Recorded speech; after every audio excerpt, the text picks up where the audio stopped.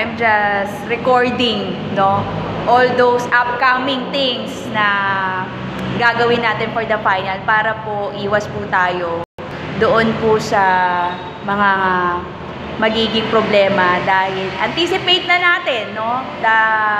Kapag ready na yung mga gagawin natin at nasasabi na sa mga batang kagaya nyo ay napaghahandaan natin. After this report, diba?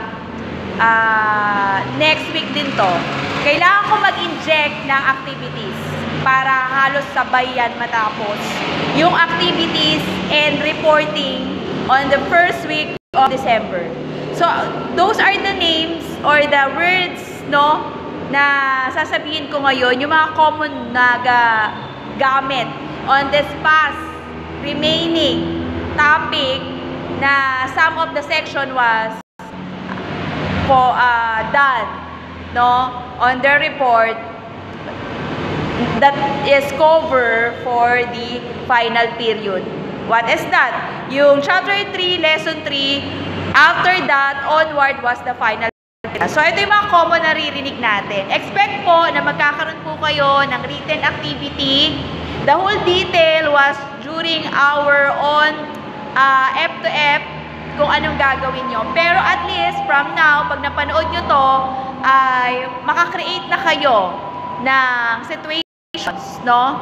Expect nyo kasi, I'm gonna ask you a situation that really happens to you using these values or words. No? Okay. First was honesty. Madalas natin naririnig ang honesty. Madalas yan, lalo na sa academic, no? May mga bata talaga, hindi talaga taglay ang honesty. So, ikaw, no? In what point, experience mo, no? Please, alalahanin mo na para mabilis tayo sa written activities natin. This honesty, opposite of that, no? Hindi lahat ng taong alam natin mabait, no, ay 100% na hindi nakagawa, no, ng dishonesty. Lahat po tayo nangyayari yan. Courtesy, nawawala to lalo na sa mga batang feeling entitled, no? Dapat meron pa rin po tayo nito. Yung clarity, lagi yan, kahit saan. Saang situation, dapat meron tayo nung malinaw para lahat po ay nagkakaunawaan. So, yung mga ganitong situation, pakialala na po, no? Para po sa nalalapit nating exercises. Conciseness, kasi may mga taong mahilig na alam mong pag pinapanood mo, ay maraming sinasabi. Pero, kapag nakapag-aral ka ng purposive communication, alam mo yung estratehiya, no? Na pwede kang maglahad or to give information in a brief, no? Situations or descriptions na may uunawaan ng mga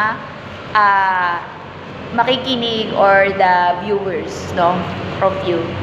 Siyempre, lagi rin natin to sinasabi, bakit nga ba kung may kailangan ng concreteness? Kasi kapag hindi concrete, ang sinasabi mo, napapalitan, pabago-bago, mahirap yon, yung walang linaw, no? And lagi rin natin naririnig na dapat itong values na to, kahit saan, dapat kompleto, complete, no? Yes, yung mga yan, taglay yan. Hindi mawawala sa element ng purposive communication. At kung mapapansin mo, lahat ng topic, no, natin ay naka-angkla to or in part, no, ng values, ng ating rules, no, in communication. The integrity. Kailan pumapasok ang integrity? Kapag wala kang isang salita, that was the opposite of integrity. Kasi dapat pinaninindigan mo, kahit ikababa ng pagkatao mo, pero alam ng mga nakakakilala sa'yo that you have the integrity, papaniwalaan ka nila. Dahil alam nila na kapag sinabi mo, yun ang totoo. Nakuha mo? Kaya dapat po, no, tayo, alam natin kung may lates ng mga tao. Kasi kapag hindi, maraming nabubudol sa mga panahon ngayon. Hindi ko na isa-isahin yan kasi magkakaroon po tayo ng exclusive topic sa mga fake engagement, no? Although hindi na nga tayo magbablog, yung mga research about dun sa mga fake engagement na kilala nating mga influencer. No? Kaya wala silang integrity. No? Ang mga Pino, pag nahuli ka on that fake engagement, no, ang dami-dami na yan, yung kagaya ng takoyaki, di ba? Si Finest China na involved din dyan, no? Siyempre may mga dahilan sila. Pero ikaw na, yung integrity mo, alam na ng tao na ginawa mo, diba? Kahit ano pa, husay mo sa pagsasalita mo, kapag ka na sa alang-alang ng integrity mo, napakahirap niyan. And of course, we need to have this also, the politeness. Kasi kailangan ng tao na marunong tayong rumespeto para tayo sa sarili natin ay karespe-respeto. Ako talaga, magandang halimbawa dito is kapag bakasyon nyo, sinasabi ko sorry to disturb, no? Kasi gusto ko ganun kayo sa akin. Pag tapos na tayo, pag bakasyon na tayo. Kaya ngayon pa lang nagtatrabaho tayo. As you can see, kapag wala naman, tapos tayo doon, hindi ako nagpipretend, malaya kayo magpahinga. Basta ako nagpapatuloy sa pagtatrabaho, nandito ako, no? Marunong tayo dapat na gumalang, no? Romespeto sa oras ng iba. Para tayo din ay ka-respeto, no? Sa institution, it is the sample of institution is this, yung ating Universidad de Manila. Ano ang pwede nating maging alaala sa inyong first sem, no? Sa Universidad de Manila. Those are the things, no?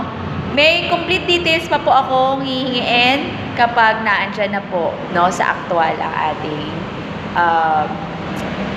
activities. Sinasabi ko na to ahead kasi hindi naman sinabi ni ma'am ganyan. At least alam mo na, ngayon pa lang ay makapag-isip ka na, no, ng mga situation na nangyari sa'yo regarding this. Again, sa F2F po natin yan written. Sabay pong matatapos sa akin ang activities and reporting. Gets? And bye-bye.